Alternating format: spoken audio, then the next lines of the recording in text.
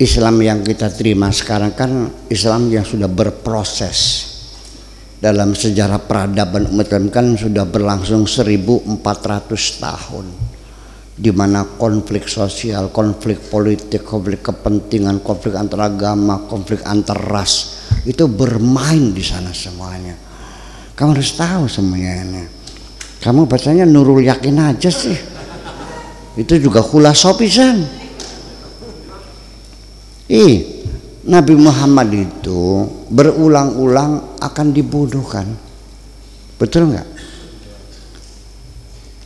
Kemudian sejak Nabi meninggal dunia saja, itu sudah persatuan kita sudah pecah kongsi, sudah saling bunuh-membunuh, dan Khulafaur Rasyidin mati terbunuh semuanya, banjir darah.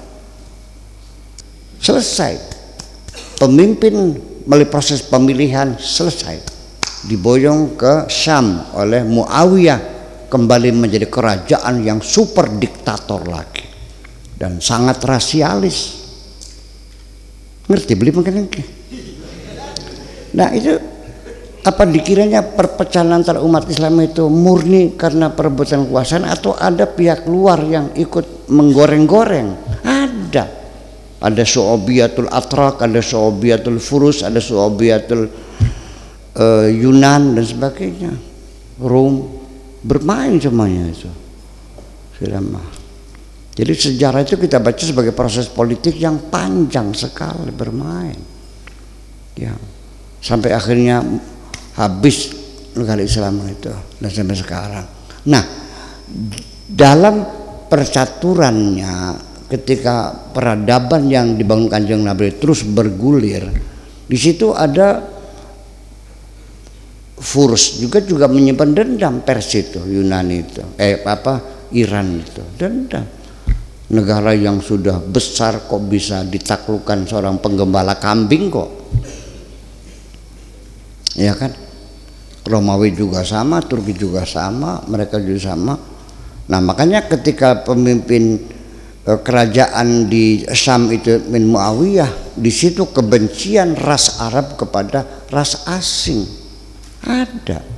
Si pribadi mana? Saya ceritain dah, ini sejarah. Muawiyah itu sidak, inspeksi mendadak. Jadi pejabat-pejabat yang dicurigai kurang setia diinterogasi, dikorek. Kamu anaknya siapa? Ibunya orang mana? Ketangguhan, ya, kakeknya orang dari Turki asalnya, langsung dipecat. Hada ajin, ini adonan nggak bener, ini pecat. Rasialis banget. Dan kita harus tahu bahwa selama kerajaan Daulah Umayyah itu tidak pernah terjadi konflik perang gesekan dengan Romawi, dengan kerajaan kekuasaan Kristen. Kita mesti curiga, itu mesti ada kompromi, ada kesepakatan. Gimana lagi? Proses politik itu mesti ada kesepakatan, limbal baliknya. Ini kan tidak diktator orang Islam. Ya saya juga sebetulnya layak nggak saya kemukakan sekarang nih? Layak nggak saya cerita begini nih? Nanti jangan dikira nanti provokator lagi. Serba sulit begini nih. Iya kan? Nah, dalam pertarungannya ini ternyata elemen masyarakat dari berbagai lapisan, ada falasifah, para filosof, ada intelektual, ada ulama, para ilmu, ada politisi, ada ahli hukum, fuqaha, ya kan gitu. Berebut kekuasaan. Memang yang menjadi sentral itu politisi memang akhirnya mah kekuasaan. Nah, yang pendamping mereka ini ternyata para intelektual, para filosof ini kalah untuk melakukan pendekatan dengan sang penguasa, karena sifatnya tidak sinkron, di mana para falasifah itu lebih banyak persoalan keadilan sosial, masalah kemakmuran, ya kan, masalah hak individu. Ini sangat bertentangan dengan kekuasaan mutlak. Gimana lagi? Nah, sehingga dalam pergulatannya ini para fuqaha yang menang, Yang menang fuqaha. Jadi yang membangun peradaban Islam itu adalah politisi dan fuqaha, ahli fikih, ahli hukum. Sehingga situ para intelektual sendiri menjadi korban.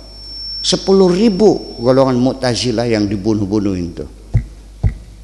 Iya, para filosof itu dibunuh-bunuhin 10.000 yang sangat rasional tuh.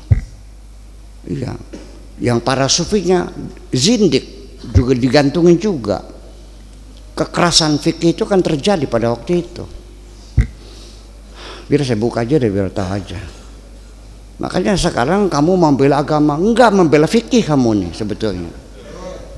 Bukan bela agama, bela budaya, pikiran manusia. Mereka sendiri juga tidak sama ketika menafsirkan Al-Quran, tidak sama. Ini bilang halal, ini haram, ini makruh, gimana?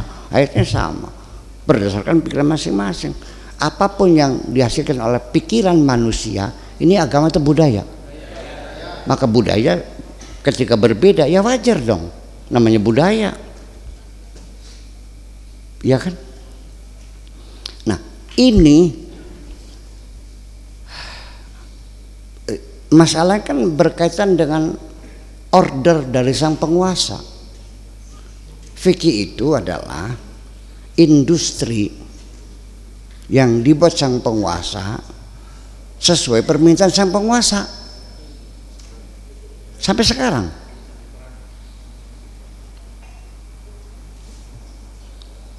Nih duitnya, bilang haram ya, haram.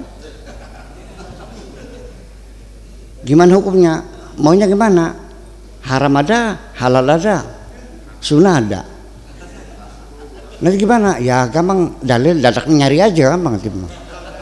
Nah, sampai sekarang terjadi di wilayah hukum itu seperti itu. Iya kan? Nah,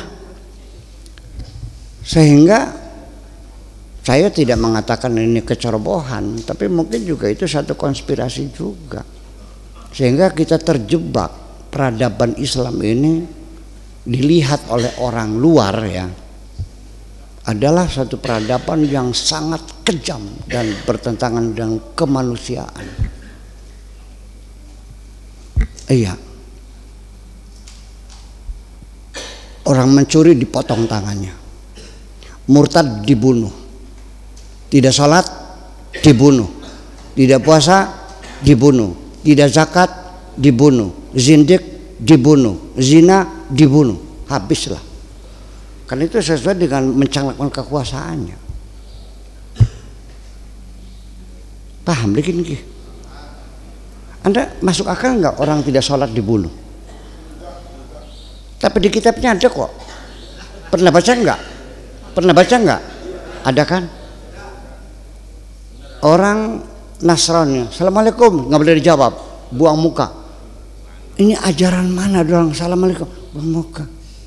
Bayangkan kalau Kang Latif, assalamualaikum, oh ya, apa begitu kita diajarkan? Nggak mungkin dong.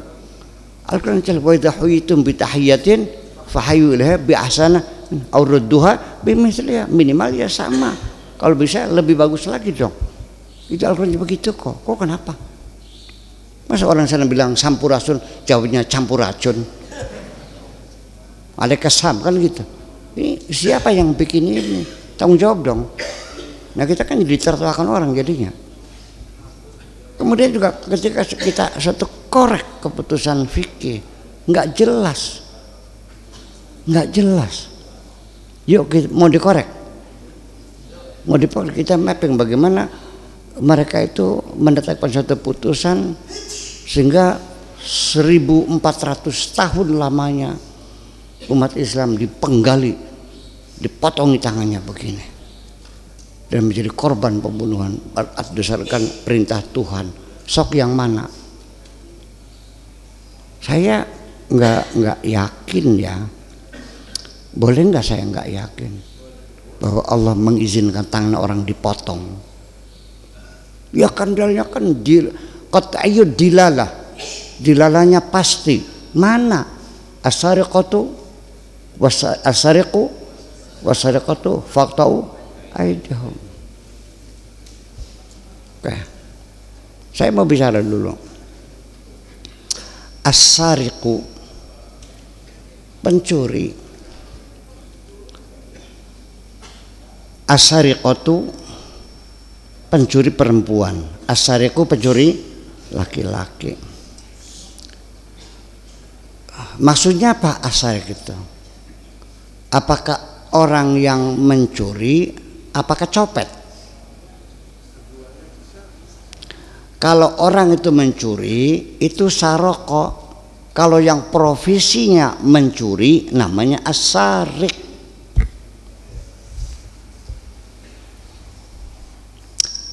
Kalau mencuri sekali itu namanya saroko. Kalau profesinya mencuri itu as-sariq sebagai kata sifat. Isim fa'il itu yufidu ala ad-dawam, as-subut wad-dawam. Syajaratun aliyatun itu udah tinggi permanen, tapi kalau ta'lu itu terus berkembang. Nah, ketika mencuri dalam Al-Quran, kalau orang itu mencuri bukan sarik, ya saroko saja sih. Di dalam Yusuf dikatakan irja'u ila abikum wa qulu ya abana inna ibnaka qad saraka, bukan sarik, bukan ibnaka sarikun, ibnaka saraka. Satu, mereka menetapkan saja. Jadi yang dipotong tangannya itu orang yang mencuri atau pencuri. Pencuri, profesinya sebagai pencuri, maling. Satu, itu udah nggak jelas. Kemudian faktau, maksudnya apa? Dipotong atau diputus? Bukan dipotong, bukan bataka, bukan bataro, kotoa, bukan itu. Iya, tidak mesti kota itu mesti potong. Wa tuqatti'unal arham, apa dipotong rahim, dipotong rahimnya. Kemudian qat'ut tariq, ya, wa taqta'una sabila, apa jalannya ditunggal gitu, dipotong. Enggak, artinya dilarang masuk. Udah paham? Kata itu apa? Wa quti'a dabirul qaumil ladzina kadzdzabu bi ayatina. Wa quti'a dabirul qaumil ladzina zalamu. Apa dipotong orang yang zalim itu? Tangannya? Enggak. Dicegah maksudnya supaya jangan berbuat zalim. Ya kan? Wa qata'na dabiral ladzina kadzdzabu bi ayatina. Apa dipotong tangannya? Enggak juga kan? Kenapa langsung mereka penyalahkan potong? Nabi Yusuf, perempuan di Mesir, oleh Zulaikha diundang makan karena mereka komennya sadis banget. Wah, dasar perempuan lacur, istri pejabat, kok tergila-gila dengan bujangnya sendiri. Bujang itu kayak apa sih cantiknya? Oh, mana ada bujang cantik, bujang ganteng? Kata Zulaikha, andai kan engkau mengalami, kau pun pasti tidak akan tahan melihat Yusuf ini. Lah, bujang sepeda gantengnya terbujang. Oke, sini besok datang ya, kasih makan, kasih buah-buahan, kasih pisau yang tajam-tajam. Yusuf lewat, jangan menoleh ya, lewat aja. Kata Zulaikha, lewat. Falamma ra'ainahu akbarnahu, ketika mereka melihat Yusuf, akbarnahu, mereka terkagum. Wa qata'na aydiyahunna, apa potong tangannya? Maksudnya apa? Tersayat, kebeler, apa ditunggal dah?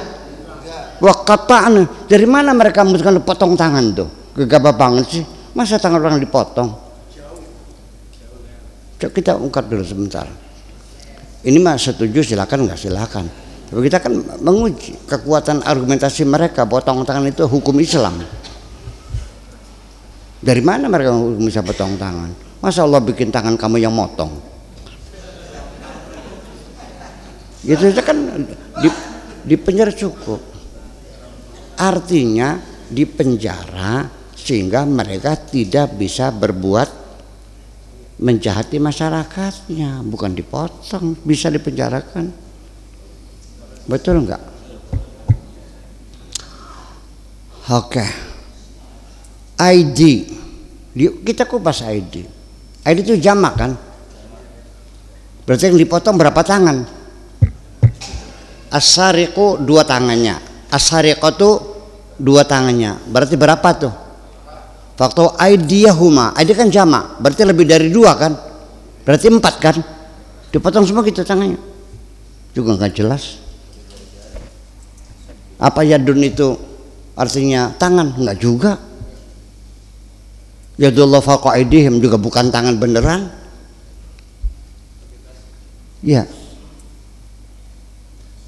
Dan Nabi Dawud juga, inna Dawud adzal aidi wal absar. Apa tangan? Betul enggak? Lahu muaqibatun baina yadayhi, di kedua tangannya, bukan tangan di depan maksudnya. Kenapa 2 tangan? Karena tangan bekerja ke depan, enggak ada tangan bekerja ke belakang nih. Jadi kedua tangan itu berarti ID itu bukan tangan, tapi artinya di hadapan. Tangan juga tidak berarti tangan beneran. ID itu artinya kesempatan mereka untuk berbuat jahat, kemampuan untuk menjahati orang, kan begitu. Kenapa langsung gitu? Kok menjurus begitu langsung potong tangan? Itu kan memang otaknya kejam asalnya, potong tangan saja.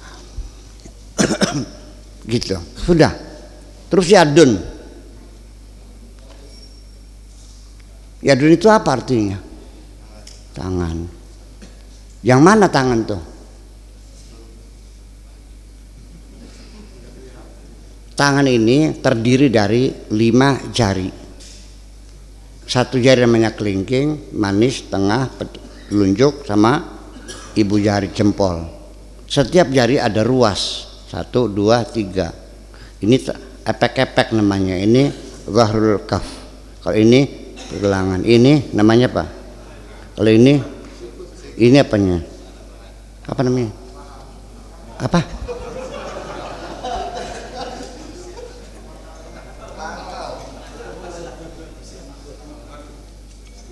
Ini sa'idun. Ini adudun. Ini kafun. Ini mirfakun. Bahasa Arabnya apa ini? Bahasa Indonesianya? Pangkal tangan. Ini. Nah, yang dipotong tuh sebelah mana yang dipotongnya? Nggak jelas juga.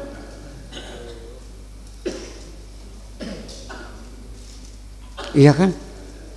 Kenapa di sini? Dari mana keputusan pergelangan tangan? Itu kan hasil ijtihad. Kalau jentiknya aja boleh enggak? Ini kan satu pertanyaan. Dan ini bukan saya, seluruh negara Islam di dunia menolak potong tangan, termasuk Indonesia. Mesir saja. Sekarang ada orang yang menuntut dipraktekannya potong tangan, kan nggak paham saya. Masa tangan dipotong, sadis banget. Iya kan? Kalau yadun itu 1, kalau 2 yadani, jamaknya ID. Berarti kan lebih dari 2, berarti 4 kan, berarti tangannya 4 sih. Berarti 4 masa gitu. Kenapa hanya 1? Siapa yang menyimpulkan 1? Yang ID himji. Betul enggak? Oke. Setelah fakta'u aidiyahuma jaza'an bima kasaba, sebagai imbalan atas perbuatan mereka, wa nakalan minallah, nakalan itu taroja'a, artinya supaya mereka tidak mengulanginya. Kalau tidak mengulang, tangannya masih utuh kan? Kalau ditukar kan nggak bisa sama sekali. Hai. Ya saja. Setelah itu, faman taba min ba'di dzalika wa aslaha, kalau bertobat dan memperbaiki, fa innallaha yatubu alaih, Allah akan mengampuninya. Bagaimana bertobat yang sudah dipotong tangannya aja? Ngaco kamu. berarti kan ada pertobatan sih. Jadi ini semuanya tidak jelas, itulah fikih, itulah sejarah fikih yang kamu sanjung-sanjung itu, yang kamu bela-bela itu pikiran manusia. Apa pasti Allah maksud potong tangan? Belum pasti kok. Al-fiqhu dzununun, dugaan saja. Dah.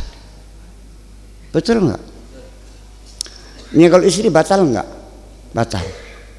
Apa ini jadi masalah? Nggak bisa naik haji, udah. Betul nggak?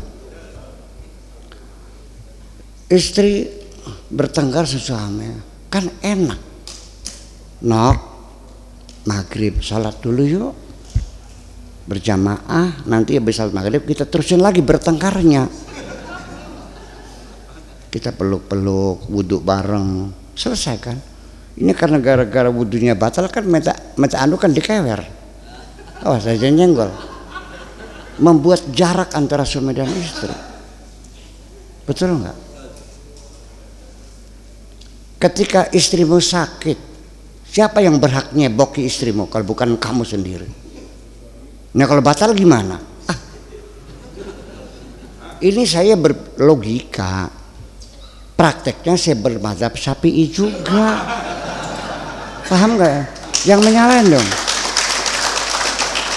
Jadi ketika saya bermadzhab Syafi'i, padahal logika saya tidak menerima argumentasi itu, apa sebabnya? Sengaja logikaku kalahkan karena aku memilih bersahabat dengan kamu. Paham kan? Kalau saya mazhabnya Maliki, nanti bahsul masailnya sama siapa? Yang udah Syafi'i semua kok. Sudah, saya mau cari yang nyaman lah. Begitu maksudnya. Jangan lalu mengatakan saya menghina, enggak juga dong. Ya kan begitu persoalannya. Ya ini kan banyak, itu fikih. Jadi kekuatan fikih itu kalau saya serang bisa rontok semuanya. Itu makanya tolong fikih jangan dibela-bela banget sih. Belalah Allah dan Rasulnya saja. Jangan gitu.